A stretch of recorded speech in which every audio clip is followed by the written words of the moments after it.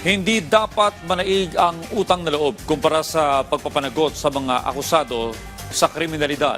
Yan ang tugon ng Malacanang sa naging pahayag ni Congressman Pulong Duterte na paghihiganti ang ginawang pagdadala sa The Hague kay dating Pangulong Rodrigo Duterte.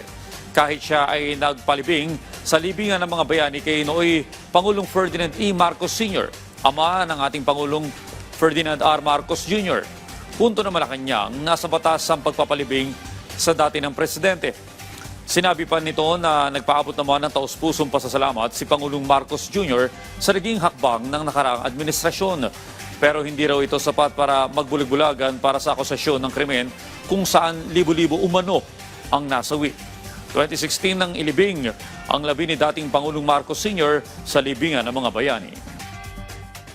Ang pagtanaw ng utang na loob ay hindi naman po kinakailangan na i-tolerate o tulugan ang anumang akusasyon ng kriminalidad at takpan ng mata sa maaaring nadulot ng karumal-dumal na patayan ng EJK.